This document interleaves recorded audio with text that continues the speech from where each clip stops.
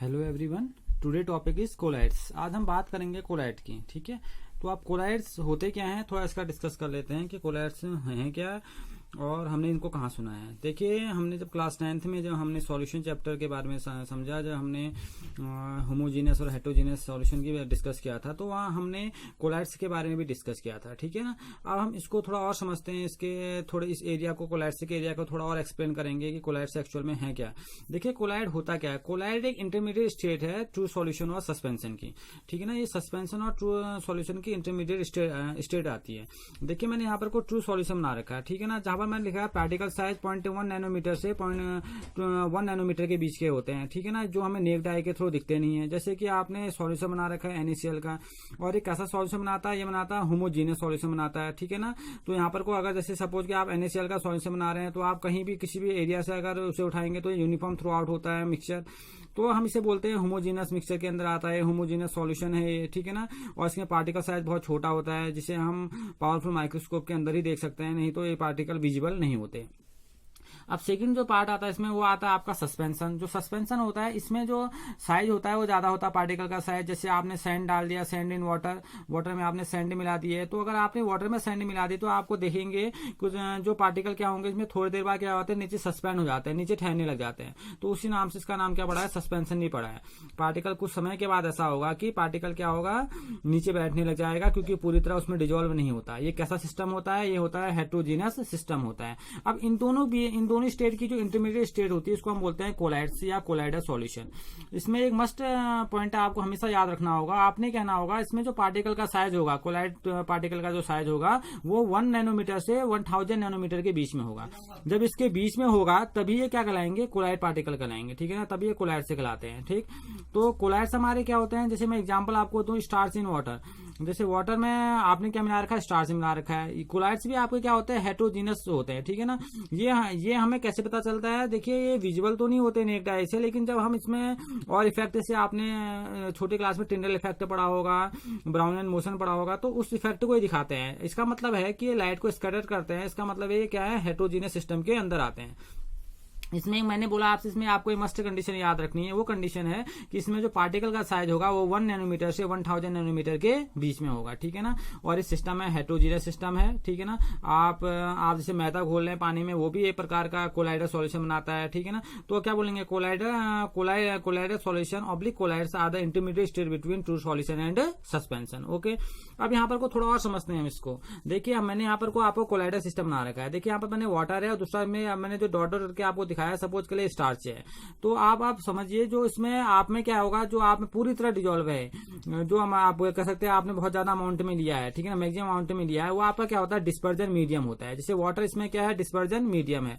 और जो स्टार्च के पार्टिकल है, वो क्या आपका डिस्पर्जन फेज है, क्योंकि वो पार्टिकल क्या है, कम अमाउंट में है। तो आप इसका कंपेरिजन कर सकते हैं, डिस्पर्जन मीडियम का कंपेरिजन कर सकते हैं हम किससे, सॉल्वेंट से, और डिस्पर्जन फेज का आप कर सकते हैं किससे, सॉल्यूट से। ये मैं सॉल्यूशन के बिहाफ पर आपको बता रहा हूँ, आपको याद करने के लिए सरल होगा।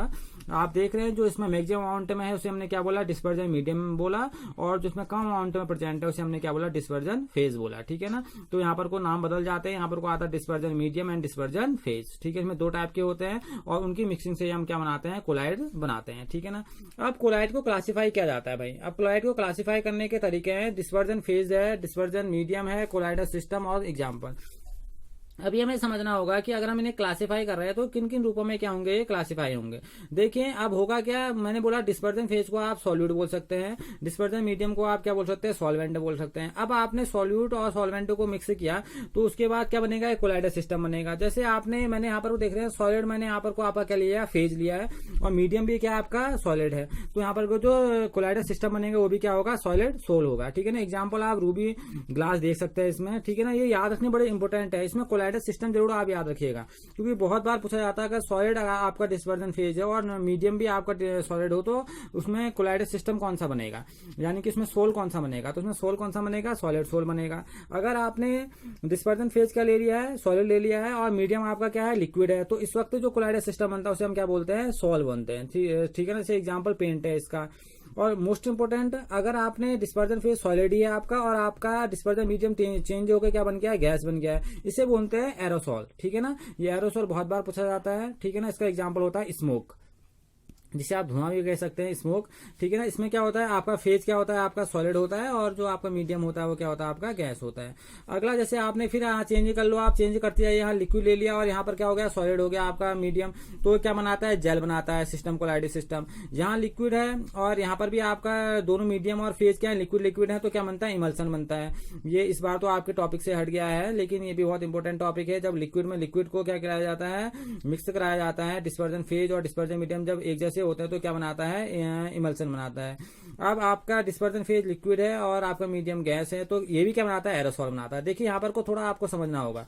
देखिए यहाँ पर को देखिए, सॉलिड और गैस था, यहाँ पर आपने गैस था, देख रहे हैं आप, गैस आपका मीडियम है, और यहाँ पर आपका फेज का था, सॉलिड था, ये भी एरोसॉल बना रहा था, ठीक है ना।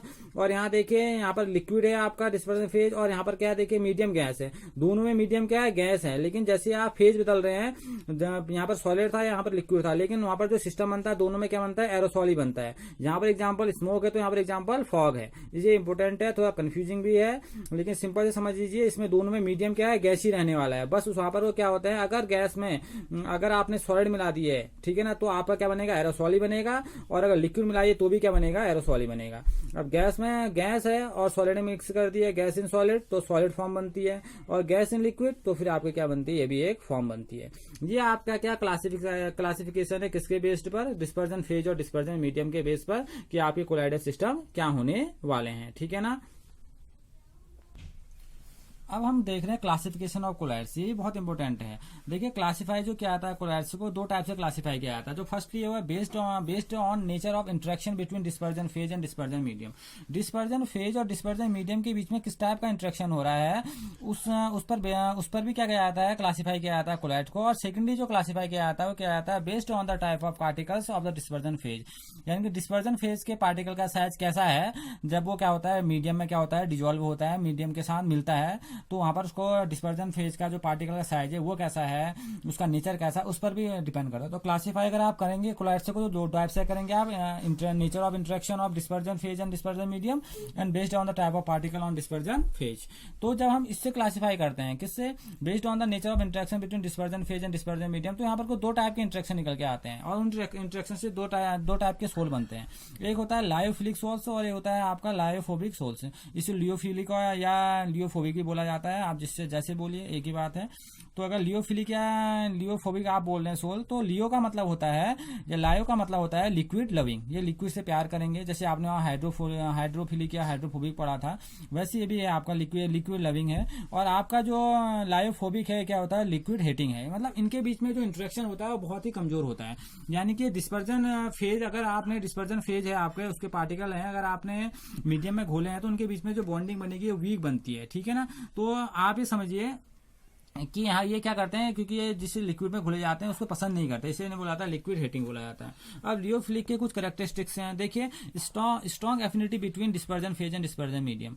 जब लियोफिलिक सोल बनते हैं तो उनके बीच में, डिस्पर्जन फेज और डिस्पर्जन मीडियम के बीच में स्ट्रॉन्ग एफिनिटी होती है। और ठीक इसका मैंने लिखा वाइस वर्सा, कहने का मतलब ठीक इसका उल्टा, जो आपका लायोफोबिक सोल होगा उसमें क्या होता है कि वीक एफिनिटी होती है डिस्पर्जन फेज और डिस्पर्जन मीडियम में, क्योंकि वो उसके साथ घुलना पसंद नहीं करते हैं, उस जिस मीडियम के साथ वो रखते हैं उसके साथ वो बॉन्डिंग बनाना पसंद नहीं करते हैं, ठीक है ना। They are easy to prepare, इनको प्रिपेयर करना बहुत ही सरल है। आप बहुत ही सरल है कहने का मतलब है, अगर आप हल्का सा भी सेक करेंगे तो आप क्या कर सकते हैं, लायोफिलिक सोल्स को आप प्रिपेयर कर सकते हैं। जैसे आपने घर में छाछ देखा होगा, जब आप उसको सपोज के लिए फ्रिज में रखते हैं तो छाछ, यानी कि आप देखते हैं जो दही वाला पोर्शन होता है, जो दूध वाला पोर्शन होता है, नीचे बैठ जाता है, पानी अलग हो जाता है। आप हल्का सा सेक करते हैं तो फिर से क्या हो जाता है, मिक्स हो जाता है, क्योंकि इनके बीच में जो बॉन्डिंग बनती है वो बहुत ही अच्छी बॉन्डिंग होती है। क्योंकि आप कह रहे हैं लिक्विड लविंग, तो तुरंत उसमें क्या हो जाते हैं, बन जाते हैं। यानी कि इनको हल्का सा आप सेक करेंगे तो आप इनको इजीली क्या कर देंगे, प्रिपेयर कर देंगे, बना देंगे। लेकिन लायोफोबिक को आप ऐसा नहीं कर सकते। क्यों नहीं कर सकते, इसकी वजह यह है कि ये लिक्विड से हेट करते हैं, लिक्विड को पसंद नहीं करते हैं, और इनके बीच में जो फोर्स ऑफ अट्रैक्शन है वो बहुत वीक है, जिसकी वजह से इनको इजिली, अगर आप इसको सेक करके प्रिपेयर करने की कोशिश करेंगे तो ऐसा होगा नहीं, ठीक है ना। इनको केमिकल मेथड के द्वारा प्रिपेयर किया जाता है।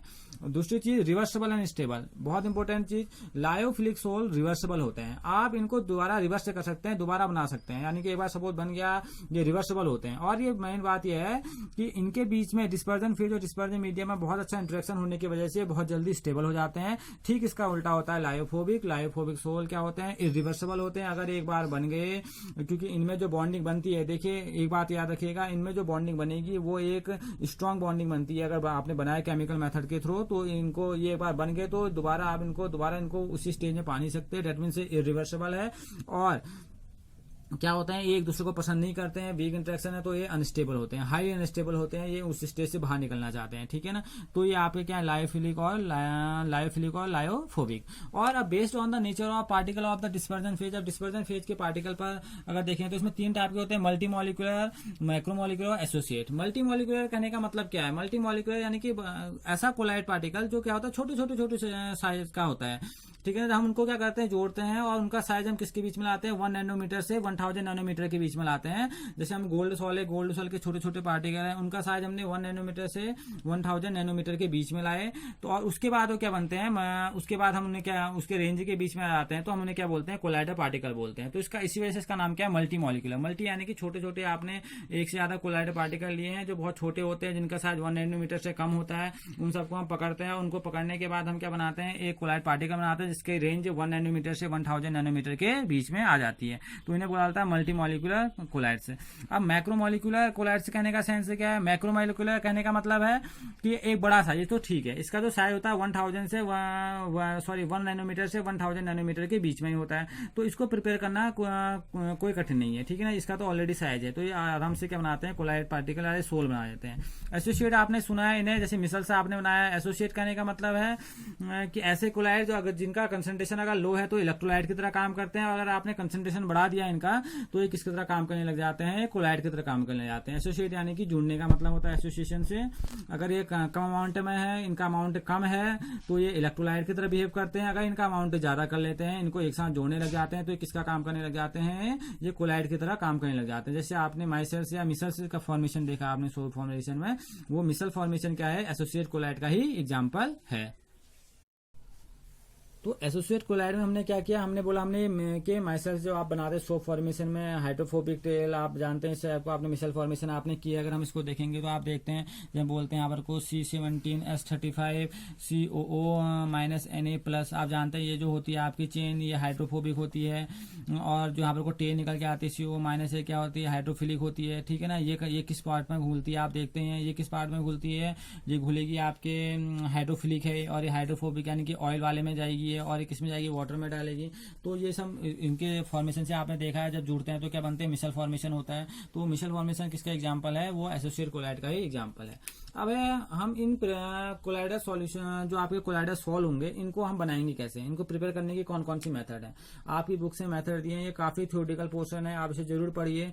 मैं आपको इसमें एक ब्रीफ में बताते चल जा रहा हूँ कि इसके अंदर होना क्या है, आप जरूर बुक से पढ़िए इसको, क्योंकि आपके सिलेबस में कोलाइड है, इस बार आने वाला भी है, तो इसको आप पढ़िए इसको अच्छे से। तो प्रिपरेशन करने की जो मेथड है वो है इलेक्ट्रो डिसइंटीग्रेशन यानी कि ब्रेगार्ड मेथड। पहली मेथड होती है ब्रेगार्ड मेथड होती है, ठीक है ना। इस मेथड के द्वारा हम इनको क्या करते हैं, प्योरीफाई करते हैं, ठीक। आप इस मेथड को पढ़ेंगे तो आप देखेंगे तो इलेक्ट्रोड डाले हैं, उसके अंदर आपने जिसका सोल डाला होगा उसी के इलेक्ट्रोड आप डालेंगे। उसके नीचे आप देखते हैं आइस क्यूब रखे रहते हैं, वो इसलिए रखे रहते हैं कि जब आर्क मतलब होता है चिंगारी आना, काफी अमाउंट में हीट का इन्वॉल्व होना, अगर इसलिए रखे जाते हैं। अगर ज्यादा अमाउंट में हीट इन्वॉल्व होगी, ज्यादा अमाउंट में सोल गर्म होगा तो क्या होगा, वो उड़ जाएगा वेपर के साथ। तो वहां पर को आइस इसलिए रखी जाती है कि वहां पर को सोल क्या हो, ठंडा बना रहे, और वो क्या बना, उसको कोलाइडर सोल हम प्राप्त कर सकें। अगर नीचे आइस नहीं रखी तो क्या होगा, ज्यादा हीट होने की वजह से वो भी क्या हो जाएगा, सोल भी क्या हो जाएगा, वेपर के स्टेट में आके उड़ने लग जाएगा। तो आइस का मतलब होता है कि उसको उसका फ्रीजिंग पॉइंट यानी कि उसको बनाए रखे सरफेस पे, ठीक है ना। सेकंड में आपको पेप्टाइजेशन होती है, पेप्टाइजेशन का भी हम यूज करते हैं, ठीक है ना। पेप्टाइजेशन अगर मेथड की बात हम करें तो पेप्टाइजेशन की प्रोसेस में करना क्या है, पेप्टाइजेशन की प्रोसेस में हम क्या करते हैं कि जो हमारे पास सोल होता है उसमें हल्का सा इलेक्ट्रोलाइट मिला देता है, डिस्पर्जन मीडियम और डिस्पर्जन फेज जो प्रेजेंट होता है उसमें हल्का सा हम क्या करते हैं, स्मॉल अमाउंट का इलेक्ट्रोलाइट मिलाते हैं। और जब इलेक्ट्रोलाइट मिल जाता है वो किसकी तरह काम करता है, पेप्टाइजिंग एजेंट की तरह काम करता है, ठीक है ना। पेप्टाइजेशन का मतलब क्या होता है कि आप क्या करेंगे उसको, देखिए इस मेथड में होता है क्या है, ये मेथड क्या होती है, फर्स्टली प्रिपेयर प्रेसिपिटेट बनाती है कोलाइडर सॉल्ट से, ठीक है ना। और इसमें होता है क्या, बाद में हम क्या करते हैं किसी अल्ट्रा फिल्ट्रेशन मेथड मेथड के द्वारा क्या करते हैं, इलेक्ट्रोलाइट के ऊपर छान लेते हैं और नीचे क्या बन जाता है, हमें सोल मिलने लग जाते हैं। तो इसमें इलेक्ट्रोलाइट मिला के जो प्रोसेस बनती है उसे हम पेप्टाइजेशन बोलते हैं। और अगली जो मेथड होती है इसमें वो बहुत सिंपल है, उसे बोला जाता है केमिकल मेथड। केमिकल मेथड बहुत सारी हैं आपके उसमें, जैसे मैंने यहाँ पर को 2 बता रखी है आपको, बाय डबल डिकम्पोजिशन और रिडक्शन। आपके पास ऑक्सीडेशन मेथड भी होगी बुक्स में, उसको भी देखिएगा। देखिए डबल डिकम्पोजिशन में होता क्या है, आपने आर्सेनिक ले रखी है, यहाँ पर को ऑक्साइड ले रखा है और आपने H2S ले रखा है। जब आप इनको जोड़ेंगे तो इसके साथ कंबाइन होगा और इसके साथ कंबाइन होगा तो ये क्या बनाएगा, यहाँ पर को आर्सेनिक का सोल बनाता है, ठीक है ना। ये सोल बनेंगे बाय रिडक्शन। रिडक्शन के प्रोसेस से अगर आप देखेंगे तो देखिए इसका इन दोनों का जो एसेंशियलिटी होती है हाईली रिड्यूसिंग एजेंट होता है। जब इसको गोल्ड के मीडियम के साथ मिलाया जाता है, गोल्ड के साथ मिलाया जाता है तो क्या बनाता है, गोल्ड का सोल बना देता है। तो काफी मेथड है यहाँ पर को आपको सोल प्रिपेयर करने की, ठीक है। ये है आपका प्रिपरेशन ऑफ सोल। अब कोलाइड को प्योरीफाई करने की मेथड्स भी हैं, जैसे मैं 3 मेथड यहाँ पर को लिखे मैंने, डायलिसिस, इलेक्ट्रोडायलिसिस एंड अल्ट्राफिल्ट्रेशन। 3 के 3 मेथड है। डायलिसिस होता है, इसमें आपने जो कोलाइडल सॉल्ट है इसमें इलेक्ट्रोलाइट मिक्स है, आप उसमें एक साइड से पानी मारते हैं, पानी की आप बौछार करेंगे तो क्या होता है, उससे धीरे धीरे करके क्या होते हैं जो कोलाइड्स होते हैं बाहर निकलने लग जाते हैं। ये पुरानी मेथड थी। इलेक्ट्रोडायलिसिस में हम करते हैं क्या है कि यहाँ पर को 2 इलेक्ट्रोड डाल देते हैं, पॉजिटिव और निगेटिव। पॉजिटिव और निगेटिव इलेक्ट्रोड मिलाने से क्या होता है, जो इलेक्ट्रोलाइट होते हैं उसकी ओर क्या होने लग जाते हैं, जाने लग जाते हैं। तो उसके अलावा हम क्या करते हैं, जो आपका कोलाइड्स होते हैं उसको प्योरीफाई कर सकते हैं। अल्ट्रा फिल्ट्रेशन मेथड में हमारे पास एक फिल्टर पेपर होता है, जैसे आपने घर में चटनी देखी होगी तो उससे भी मतलब आप कह सकते हैं उससे भी कम अल्ट्रा फिल्ट्रेशन में मतलब ऐसी छन्नी है जिसमें बहुत ही छोटे छोटे पोर्स हैं, ठीक है ना। उसमें क्या होता है जब उसे छानने की कोशिश करते हैं तो उसमें एक साइड इलेक्ट्रोलाइट ले जाता है और जो नीचे साइड चले जाता है उसमें कोलाइड पार्टिकल चले जाते हैं। तो ये प्योरीफाई करने की आपके कोलाइड्स को प्योरीफाई करने की आपकी मेथड्स हैं। इन मेथड को आप जरूर अपनी बुक से पढ़िए, उसमें भी डायग्राम भी ये चीजें दी गई हैं। ये काफी थ्योरेटिकल पोर्शन है, ये आपने पढ़ना है और ये आपकी बुक्स में दिया होगा, बुक से इन मेथड्स को पढ़िए, ठीक है ना। अगला आता है इनकी एक्टिविटी। जो एक्टिविटी की अगर हम बात बोलें तो जो पहली एक्टिविटी आती है इनकी ऑप्टिकल एक्टिविटी। ऑप्टिकल एक्टिविटी के अंदर हमने पढ़ा है टिंडल इफेक्ट। देखिए कोलाइडल पार्टिकल टिंडल इफेक्ट को शो करते हैं, ये हम छोटी क्लासेस से पढ़ते आ रहे हैं। अगर मैं यहाँ पर सिंपल मैं आपको समझाऊं तो इसे बोलते हैं occurs due to the scattering of light by colloidal particle. Colloidal particle क्या करते हैं, लाइट को क्या करते हैं, स्कैटर कर रहे हैं, ठीक है ना। वहां पर हम टिंडल कोन लेते हैं, वहां से सोर्स बनाते हैं, क्योंकि ट्रू सॉल्यूशन क्या करता है, ट्रू सॉल्यूशन से अगर आप लाइट पास कराएंगे तो सीधे निकल जाएगी। लेकिन अगर आप टिंडल इफेक्ट की बात करें तो ये लाइट के पाथ को दिखाता है, इसलिए इसको टिंडल इफेक्ट बोला जाता है। आपने देखा होगा जो पेड़ों से बीच में धूप निकलती है या कहीं पर आप देखा होगा, आपने बहुत बार टिंडल इफेक्ट को देखा होगा, ठीक है ना। तो टिंडल इफेक्ट क्या होता है, ये किस वजह से होता है कि जो आप जानते हैं कोलाइडल पार्टिकल क्या होते हैं, कोलाइडल सिस्टम क्या है, हेटेरोजेनियस सिस्टम है। तो इसमें जो पार्टिकल होंगे वो प्रेजेंट रहते हैं। अब जब हम इसमें से लाइट पास कराते हैं तो क्या करते हैं, लाइट को स्कैटर कर रहे हैं और स्कैटर करने से हमें लाइट का पाथ दिखने लग जाता है। अगर आप माइक्रोस्कोप की मदद से देखेंगे तो ये आपको पाथ बिल्कुल साफ साफ नजर आएगा, ठीक है ना। और बहुत बार तो ऐसा होता है कि जैसे हम पेड़ों के बीच से धूप निकलती हुई देखते हैं, या सपोज करें आप देख लीजिए कि घरों में कहीं पर को अगर आप देखिए खिड़की के थ्रू जो अंदर को धूपें आती हैं विंडो से, वो भी एक कोलाइडल सिस्टम की प्रॉपर्टी से हम बोलते हैं ऑप्टिकल एक्टिविटी यानी कि टिंडल इफेक्ट। ये आप ऑप्टिकल आइसोमेरिज्म वाला जो सिस्टम होता है उसमें भी ये यूजफुल होती है, ठीक है ना। वहां भी हम इस चीज को थोड़ा सीखेंगे। अगला है इसकी काइनेटिक प्रॉपर्टी। काइनेटिक प्रॉपर्टी भी हम बहुत बार सुनते आ रहे हैं, जिसे हम बोलते हैं ब्राउनियन मोशन, जिसे बोला जाता है जिगजैग मोशन। डिस्पर्जन फेज के पार्टिकल क्या करते हैं, देखिए लिखा था मोशन ऑफ डिस्पर्जन पार्टिकल। जो डिस्पर्जन फेज के जो पार्टिकल होते हैं वो क्या होते हैं, लगातार उसमें क्या करते हैं, जिगजैग टाइप का मोशन करते हैं। और जिगजैग मोशन करने की वजह से इनमें कौन सी प्रॉपर्टी निकल के आती है, इनमें जो प्रॉपर्टी निकल के आती है वो आती है काइनेटिक प्रॉपर्टी, और उसी को हम कहते हैं ब्राउनियन मोशन। इसे ब्राउन ने दिया था तो इसके नाम पर इसका मोशन का नाम पड़ा है, ब्राउनियन मोशन पड़ा है, ठीक है ना। तो ये काइनेटिक एनर्जी का एक एग्जांपल है, ठीक है।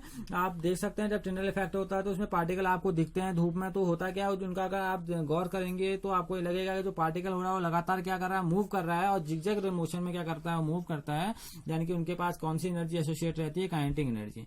अगली होती है इलेक्ट्रिकल प्रॉपर्टी, बहुत इंपॉर्टेंट प्रॉपर्टी है, देखिए बहुत ही इंपॉर्टेंट प्रॉपर्टी है। All particle in a given dispersion carry some charges. जितने भी कोलाइडल पार्टिकल होते हैं वो कुछ ना कुछ चार्ज बनाए रहते हैं, या तो वो पॉजिटिव होंगे या तो निगेटिव होंगे। इतना याद रखना, या तो आपका कोलाइडल पार्टिकल या तो पॉजिटिव का होगा या तो निगेटिव का होगा। ऐसा नहीं होगा या उसमें पॉजिटिव भी होंगे निगेटिव भी होंगे, ऐसा नहीं होगा।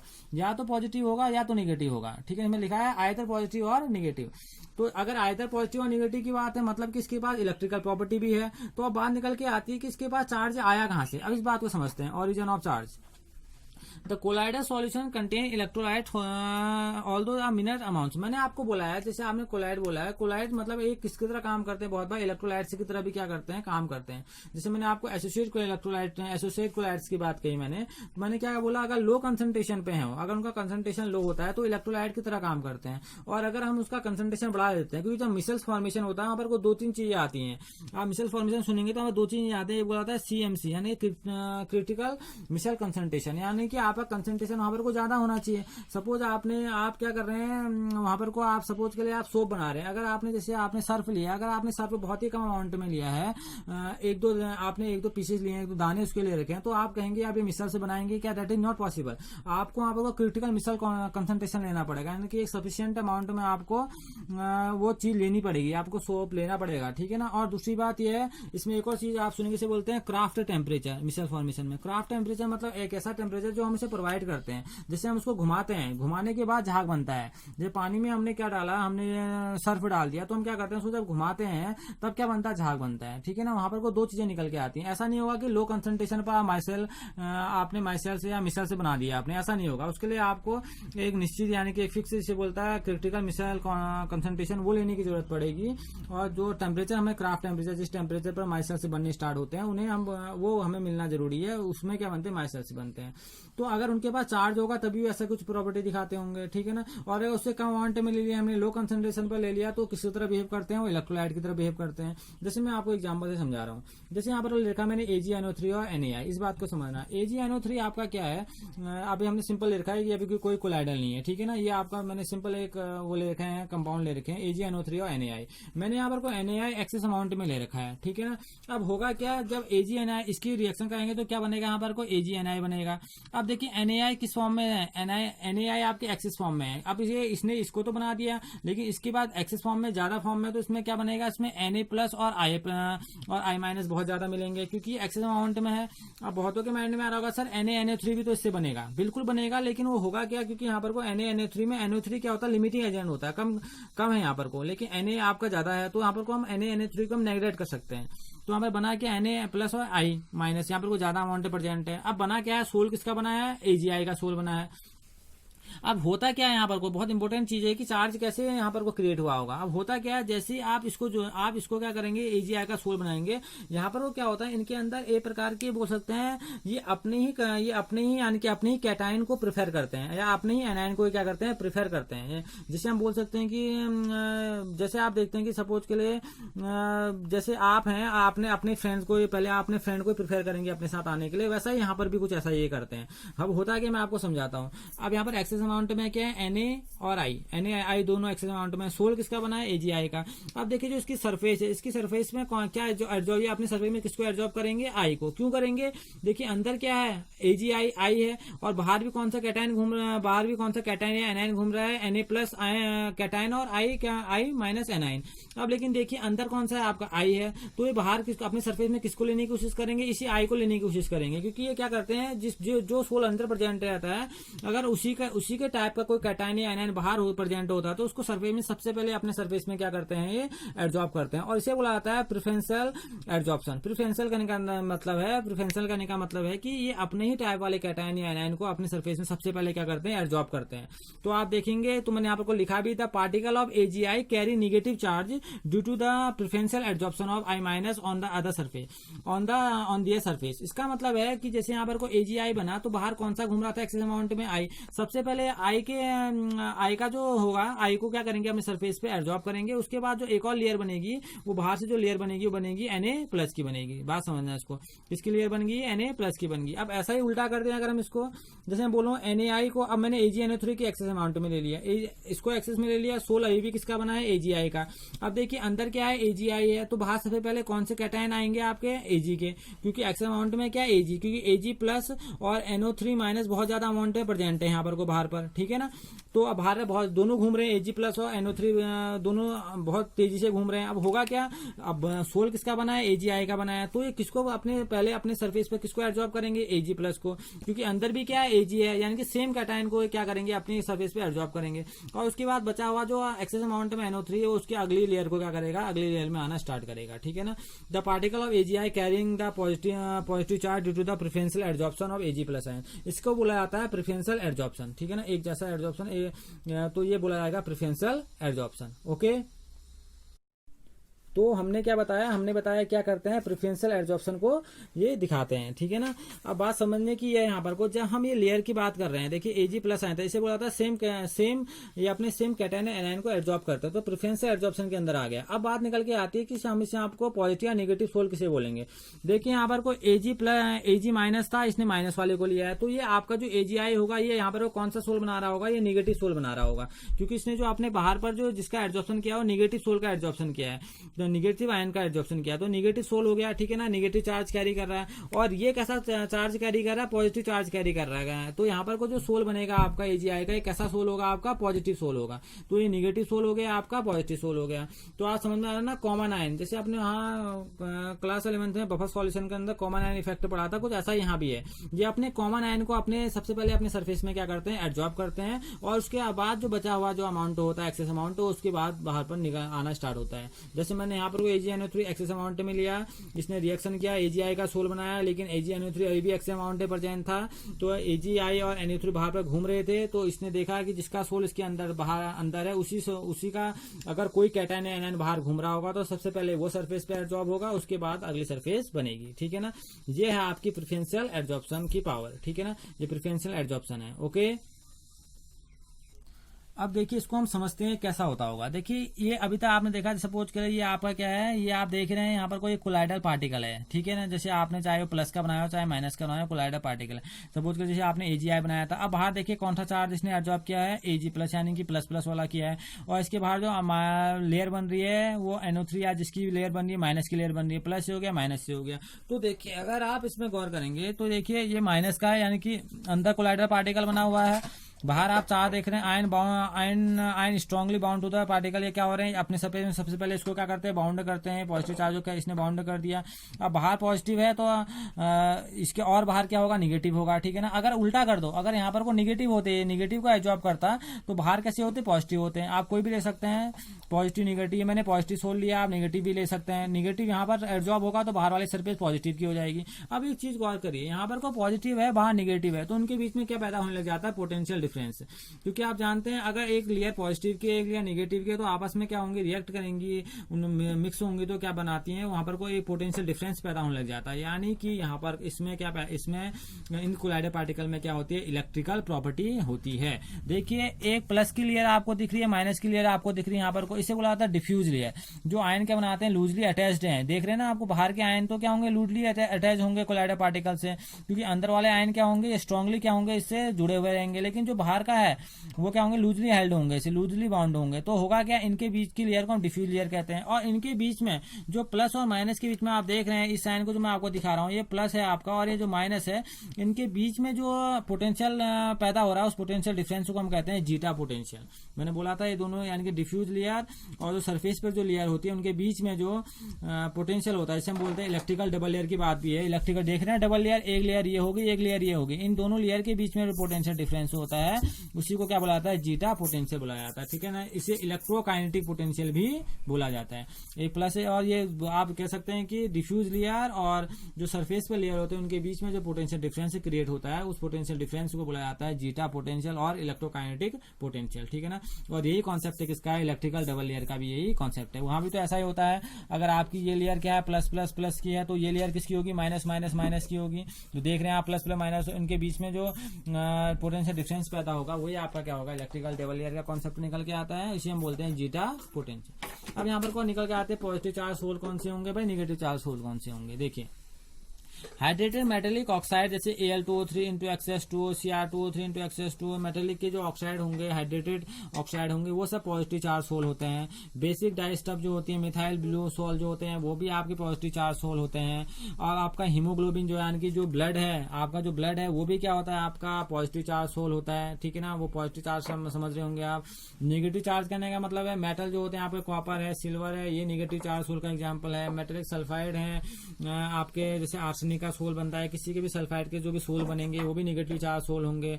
एसिड डाइस्टफ जो होते हैं जैसे कि आपके कॉन्गो रेड का जो सोल बनता है वो नेगेटिव चार्ज सोल होता है। तो ये आपके क्या है, पॉजिटिव और नेगेटिव चार्ज सोल के एग्जांपल हैं, ठीक है ना। अब है कोलाइडर पार्टिकल्स। अब कोलाइडर पार्टिकल इसको समझिए। अब मैंने आपको बताया जाए कोलाइडर पार्टिकल आइदर भी पॉजिटिव और नेगेटिव। अगर पॉजिटिव चार्ज है तो किस इलेक्ट्रोड की ओर भागेंगे, नेगेटिव इलेक्ट्रोड की ओर भागेंगे, क्योंकि पॉजिटिव होगा तो नेगेटिव की ओर भागेगा, और नेगेटिव होगा तो किसकी ओर भागेगा, पॉजिटिव की ओर भागेगा, ठीक है ना।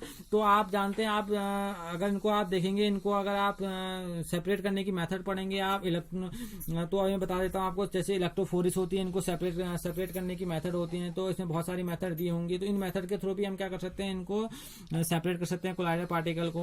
देखिए अब क्योंकि पॉजिटिव वाला क्या हो रहा है, नेगेटिव इलेक्ट्रोड की ओर भाग रहा है, नेगेटिव वाला पॉजिटिव की ओर भाग रहा है। इसका मतलब है कि इनके अगर मैं इनमें इलेक्ट्रिक फील्ड अप्लाई करूं, इलेक्ट्रिक फील्ड मैंने अप्लाई कर दिया और इलेक्ट्रिक फील्ड अप्लाई किया, अगर डिस्पर्जन फेज के मॉलिक्यूल क्या कर रहे हैं, या डिस्पर्जन फेज के जो पार्टिकल अगर वो माइग्रेट करते हैं तो उन्हें बुलाया जाता है इलेक्ट्रोफोरिस बुलाया जाता है। ये आप में है और बहुत इंपोर्टेंट है।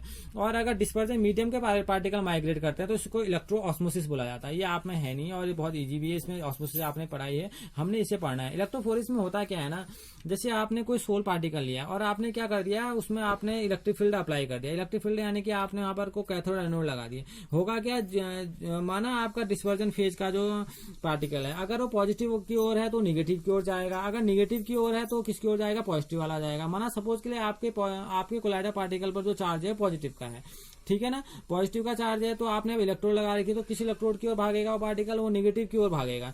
तो वो एक जगह क्या हो जाते हैं, इकट्ठे हो जाते हैं, ठीक है ना। वहां से आप क्या कर सकते हैं, उनको सेपरेट कर सकते हैं। तो इनको सेपरेट करने की भी एक मेथड है कोलाइडर पार्टिकल को।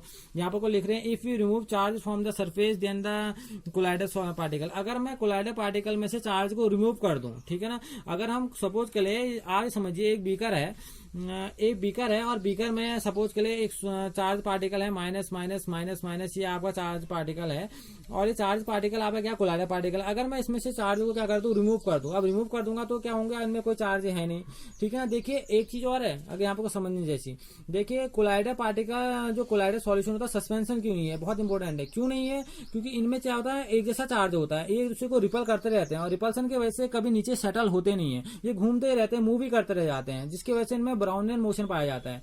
देखिए होता क्या, अगर इनमें चार्ज हो, अगर इनमें क्या होता है, चार्ज नहीं होता है या सेम चार्ज वाले होते, प्लस माइनस दोनों होता, तो क्या होता है, थोड़ी देर में सेटल डाउन हो जाते हैं। जब चार्ज नहीं होता तो नीचे बैठ जाते हैं, ये सस्पेंशन में होता है। इनमें क्या होता है, या तो ये पॉजिटिव होते हैं या तो निगेटिव होते हैं। अब माना ये निगेटिव निगेटिव निगेटिव सब यहाँ निगेटिव घूम रहे हैं, तो एक दूसरे को क्या करते हैं, ये रिपल करते हैं। रिपल्सन की पावर की वजह से, रिपल्सन की एनर्जी की वजह से ये कभी नीचे सेटल होते ही नहीं है। अब मैं कह रहा हूँ, वो कंडीशन कह रहा हूँ, अगर मैं इसमें से चार्ज रिमूव कर दूं, तो होगा क्या, इनमें कोई चार्ज है नहीं, तुरंत क्या हो जाएंगे, नीचे बैठ जाएंगे। और इसी को हम कहते हैं प्रेसिपिटेट बनाना। कोलाइडर सॉल्यूशन से अगर हमने प्रेसिपिटेट बनाना है तो हमने क्या करना होगा, उसमें से चार्ज को रिमूव करना होगा, ठीक है ना। तो if you remove charge from the surface then the colloidal particle will be aggregate. ये कोलाइडर पार्टिकल एग्रीगेट हो जाएंगे, जमा होने लगेंगे और क्या बना देते हैं, प्रेसिपिटेट बना देते हैं। क्योंकि माना आप सपोज के लिए बीकर में है, वहां पर आपके पॉजिटिव के हैं आपके पार्टिकल, आपने इसमें से पॉजिटिव के चार्ज को क्या कर दिया, रिमूव कर दिया तो इनमें कोई चार्ज रहा नहीं, आपस में जुड़ेंगे और जुड़ने के बाद नीचे बैठ जाएंगे। और इसी को हम कहते हैं प्रेसिपिटेट बनना, यानी कि पीपीटी के फॉर्मेशन का बनना।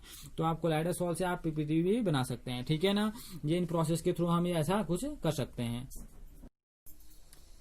अब हम बात करते हैं कोगुलेशन की। देखिए कोगुलेशन में है क्या, कोगुलेशन मैंने आपको बताया था, अगर हम चार्ज को रिमूव कर देते हैं, रिमूव करने के बाद प्रेसिपिटेट बनाते हैं, तो रिमूवल ऑफ चार्जेस को हम क्या बोलते हैं, कोगुलेट करना कहते हैं। कोगुलेशन मतलब होता है जमना, उनका प्रेसिपिटेट बनाना।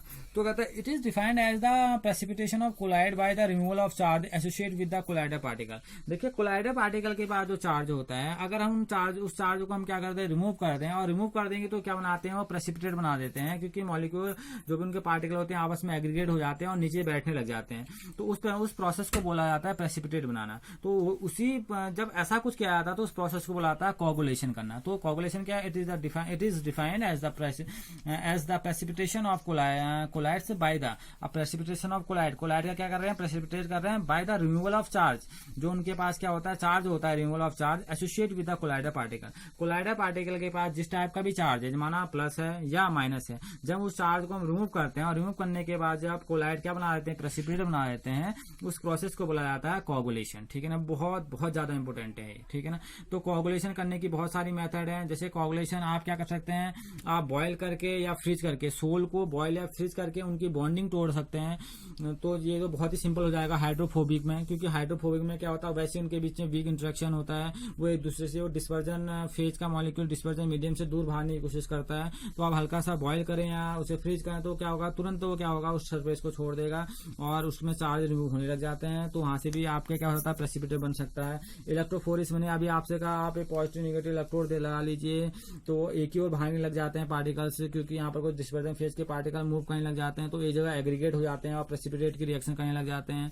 तो इलेक्ट्रोफोरेसिस भी मेथड है कोगुलेशन करने की। या आप एडिंग सोल कर दीजिए, माना आपके जो बीकर है उसमें आपका जो चार्ज है वो प्लस प्लस प्लस प्लस का घूम रहा है, जो सोल है आपका, आप वहां पर को ऐसा सोल ऐड कर दीजिए जिसमें कैसा चार्ज हो? माइनस का चार्ज हो। तो उसको क्या कर देगा? न्यूट्रल कर देगा। न्यूट्रल करने के बाद इसको इसकी सरफेस पे बैठा देगा और क्या बना देगा? प्रेसिपिटेट बना देगा। ठीक है ना, ये प्रेसिपिटेट बनाने का बहुत सिंपल सा तरीका है। या आप इसमें इलेक्ट्रोलाइट मिला लीजिए, इसका अपोजिट इलेक्ट्रोलाइट मिला लीजिए, या इसमें ऐसा सॉल्वेंट मिला दीजिए जो इसके ठीक अपोजिट सोल का हो, अपोजिट चार्ज का हो, तो वो भी इसको क्या कर देगा? कोगुलेट कर देगा। तो कोगुलेट करने के तो बहुत सिंपल से तरीके हैं। अगला आता है इसमें बहुत इंपॉर्टेंट, जिसे बुलाया था हार्डी-सुलजे लॉ। हार्डी-सुलजे लॉ ने प्रेसिपिटेटिंग पावर के बारे में बताया था भाई, बहुत important. The precipitate power of an electrolyte increase very rapidly with an increase in the valence of anion and cation, A9 और कैटाइन। देखिए, ये हार्डी-सुलजे एक ऐसे साइंटिस्ट है जिन्होंने ये बताया कि अगर हम इलेक्ट्रोलाइट, जो आप इलेक्ट्रोलाइट मिला रहे हैं कोगुलेशन पावर करने के लिए, अगर वो इलेक्ट्रोलाइट के पास मैक्सिमम अमाउंट में क्या है? चार्ज है, मैक्सिमम चार्ज है, तो वो क्या करेगा? अगर मैक्सिमम अमाउंट में इसमें चार्ज है तो वो करेगा क्या? वो उस सरफेस से, ये बात याद रखिएगा, अगर मैक्सिमम अमाउंट में चार्ज है तो चार्ज होने का मतलब क्या है? कि वो तुरंत उसे क्या करेगा? कोगुलेट करेगा। देखिए, सपोज के लिए मैं आपको एग्जांपल दूं, आपको समझ में भी आएगा। माना मेरे पास अंदर मेरे पास तीन है मेरे पास कोलाइडर पार्टिकल जिनपे पॉजिटिव चार्ज है। अगर मैं यहाँ पर को आपका निगेटिव वाले कितने डालूं? एक डालूं, या मैं 2 निगेटिव वाले डालूं, या मैं 3 निगेटिव वाले डालूं, तो ये सबसे ज्यादा किसको प्रेफर करेगा? ये 3 वाले को प्रेफर करेगा, क्योंकि 3 इसके यहाँ 3 मिलेंगे तो होगा क्या? ये इसको क्या करेगा? तुरंत कोगुलेट कर देगा। तो वो कहता है अगर जिसके पास मैक्सिमम अमाउंट में चार्ज है, ठीक है ना, तो उसकी प्रेसिपिटेट पावर भी उतनी ही ज्यादा होती है। The precipitation power of an electrolyte increase very rapidly. जो प्रेसिपिटेट पावर होगी इलेक्ट्रोलाइट की बहुत जल्दी इंक्रीज होगी जब आप क्या करेंगे? इंक्रीज करेंगे कैटायन और एनायन का वैलेंस चार्ज, यानी कि उसका चार्ज क्या करेंगे? इंक्रीज करेंगे। जैसे सपोज के लिए Al के ऊपर प्लस का 3 चार्ज है, Mg के ऊपर प्लस का 2 है, तो Na के ऊपर प्लस का 1 है। अगर आपने निगेटिव सोल के ऊपर ये डालने इलेक्ट्रोलाइट ये डालने हैं आपने, तो सबसे ज्यादा प्रेफर कौन सा होगा? अगर 3 है वहां पर को, सपोज के लिए अगर मैं कह रहा हूँ PO4-3 है, तो अगर आप Al+3 डाल देंगे तो तुरंत इसको कोगुलेट कर देगा। तो ये बात समझिए। तो यहाँ पर वो देखिए चार्ज सबसे ज्यादा इसका है, तो सबसे ज्यादा प्रेसिपिटेटिंग पावर किसकी सबसे अच्छी होगी? इसकी होगी, फिर इसकी होगी, फिर इसकी होगी। वही इनमें भी होगा। सबसे ज्यादा देखिए चार्ज है PO4-3, SO4-2, और ये सबसे ज्यादा कौन सा होगा? जिसका जितना अधिक चार्ज होगा उसकी प्रेसिपिटेटिंग पावर उतनी ही ज्यादा होगी, उतनी ही जल्दी उसको क्या कर देगा? कोगुलेट कर देगा। ठीक है ना, ये आपका कोगुलेशन की पावर होती है। ठीक है ना। अब यहाँ पर कोई एक टर्म और आप सुनते हैं जिसे हम बोलते हैं प्रोटेक्टिव क्लोराइड्स। अब प्रोटेक्टिव क्लोराइड क्या होते हैं? देखिए, अभी तो आपके सिलेबस में है नहीं गोल्ड सॉल्ट। इसमें होता क्या? जैसे मैं सपोज एक टेस्ट ट्यूब में आप गोल्ड नंबर आते हैं, एक टेस्ट ट्यूब है मेरे पास और उस टेस्ट ट्यूब में मैंने गोल्ड का सॉल्ट ले रखा है। ठीक है ना, गोल्ड का सॉल्ट है। अब मैं इसमें क्या मिलाऊं? अब मैं इसमें 10% NaCl मिलाऊं, इसे 1 ml NaCl भी आप जिसे बोलते हैं, इसे मिलाऊं तो ये क्या होने लग जाता है? कोगुलेट होने लग जाता है, जमने लग जाता है, ये प्रेसिपिटेट बनाने लग जाता है। तो इसको ये गोल्ड सॉल्ट अपना प्रेसिपिटेट ना बनाए, इसके लिए हम क्या मिलाते हैं? इसमें आप क्या मिलाएंगे? हम इसमें किसी अमाउंट में, कुछ अमाउंट में हम क्या मिलाते हैं? एक ऐसे इलेक्ट्रोलाइट या कुछ ऐसा अमाउंट मिलाते हैं सब्सटेंस। लाइक मैंने मिला दिया इसमें जिलेटिन। मैंने क्या मिला दिया इसमें? जिलेटिन। जैसे मैं इसमें जिलेटिन बनाता हूँ, जिलेटिन इसके बाहर गोल्ड सॉल्ट के बाहर क्या बनाता है? लेयर टाइप की बनाता है जो इसको प्रोटेक्ट कर पाए कि ये कोगुलेट ना कर पाए, ठीक है ना, इसको प्रोटेक्शन देता है। जैसे सपोज के लिए आप देखा होगा आपने मेडिकल में, आप जो कैप्सूल लेते हो, कैप्सूल के बाहर जो सेल होती है वो जिलेटिन की होती है, ठीक है ना, वो जिलेटिन की सेल क्या करती है, वो प्रोटेक्टिंग लेयर बनाती है कि जो अंदर जो बाहर की दवाई है उनमें किसी प्रकार का ऑक्सीडेशन ना हो पाए या उसमें किसी प्रकार कोई इन्फेक्शन ना फैले, तो उसके बाहर पर जो लेयर होती है वो जिलेटिन की होती है, ठीक है ना। वो जिलेटिन किस तरह काम करती है, वो एक प्रोटेक्टिव कोलाइड की तरह काम करती है। तो ये भी क्या करती है, जैसे आपने गोल्ड सॉल्ट बनाया, आपने गोल्ड सॉल्ट में आपने NaCl मिला दिया, 10% NaCl का आपने मिला दिया है, 1 ml NaCl मिलाया, तो उसको कोगुलेट करता है। उस यानी कि सोल कोगुलेट ना हो, प्रेसिपिटेट ना बनाए, उसको बचाने के लिए उसमें क्या मिलाया जाता है, जिलेटिन, इस टाइप के सब्सटेंस मिलाए जाते हैं। और ये सब्सटेंस आपके क्या कहलाते हैं, प्रोटेक्टिव कोलाइड्स कहलाते हैं, ठीक है ना। अगर और ये बात याद रखिएगा, जैसे जिलेटिन है आपका, वो लगभग हम 0.5 के समथिंग हम इसको मिलाते हैं। देखिए जितना इसको इतने नंबर में हम, इतने परसेंटेज में हम इसको मिलाते हैं, ठीक है ना। अब देखिए इसका अमाउंट बहुत कम है, जितना अमाउंट प्रोटेक्टिव कोलाइड का कम होगा, ठीक है ना, उसकी प्रोटेक्टिंग पावर उतनी ही ज्यादा होगी। जैसे पोटैटो जो हमारे पोटैटो स्टार्च होता है, इसका जो गोल्ड नंबर होता है, इसे हम गोल्ड नंबर बोला जाता है, ठीक है ना। गोल्ड नंबर मतलब होता है कि प्रोटेक्शन की पावर को बताता है गोल्ड नंबर। देखिए इसका गोल्ड नंबर बहुत कम है, जितना गोल्ड नंबर जितना कम होगा, ठीक है ना, देख रहे हैं आप, उतनी यदि उसकी प्रोटेक्शन पावर भी क्या होगी, उतनी ही ज्यादा होगी। अब पोटैटो स्टार्च का 25 to 30 होता है, ये ज्यादा है, तो इसकी जो प्रोटेक्टिव पावर होगी बहुत क्या होगी, कम होगी। तो सीधी सी बात है, जिलेटिन की जो प्रोटेक्टिव पावर होगी, यानी कि जो ये प्रोटेक्ट कर सकता है कोगुलेशन होने से, तो इसकी पावर सबसे अच्छी होगी, क्योंकि इसका गोल्ड नंबर क्या है, बहुत कम है। यानी कि आप कह सकते हैं जितना कम गोल्ड नंबर होगा, ठीक है ना, उतनी यदि उसकी क्या होगी, प्रोटेक्टिंग पावर उतनी ही अच्छी होगी, ठीक है। जैसे जिलेटिन की बहुत अच्छी होती है, ठीक है। तो ये आपके प्रोटेक्टिव कोलाइड होते हैं जो कोगुलेशन होने से क्या करते हैं, इन चीजों को बचाते हैं, ठीक। तो ये था आपका टॉपिक, कोलाइड्स का बहुत ही लेंथी टॉपिक था, इसको आप पढ़िए, मैंने बहुत ब्रीफ में आपको बता दिया है, पूरा समझा दिया। अब आप इसे बुक पकड़िए और बुक से इसको समझने की कोशिश कीजिए, और इसके जो भी टॉपिक आते हैं, जो भी थ्योरेटिकल पोर्शन रहे हैं, उसमें काफी कुछ और भी कुछ चीजें बताई गई हैं, उन चीजों को डीपली पढ़िए, वीडियो की हेल्प से उन चीजों को समझिए, तो आपको जल्दी समझ में आ जाएगा, ठीक है ना। आप इसकी एप्लीकेशन पढ़िए, एप्लीकेशन बहुत ढेर सारी एप्लीकेशन है, ये सोप इंडस्ट्री में, ये मेडिकल इंडस्ट्री में, ठीक है ना, लैब में, ठीक है ना, लैब, ये बहुत ज्यादा जगह इसका एप्लीकेशन है, वर्सेटाइल है ये कोलाइड्स। अगर आप देखेंगे तो आप देख रहे हैं इसकी वर्सेटिलिटी देख रहे हैं, बहुत वास्ट है इसका फील्ड, तो उसको पढ़िए, इसकी एप्लीकेशन को पढ़िए, ठीक है ना। तो यहाँ पर को आपका ये चैप्टर, आपकी सरफेस केमिस्ट्री यहाँ पर को पूरा हो जाता है, क्योंकि जो अदर टॉपिक है इसके, वो टॉपिक अब सिलेबस से हट चुके हैं, ठीक। तो ये टॉपिक यहाँ पर को खत्म हो गया। अब आप पूरा इसको पढ़िए, इस कोलाइड्स को पढ़िए, आप बुक की हेल्प से करिए, तो आपको इजिली आप इसको क्या कर देंगे, प्रिपेयर कर लेंगे। Okay, thank you.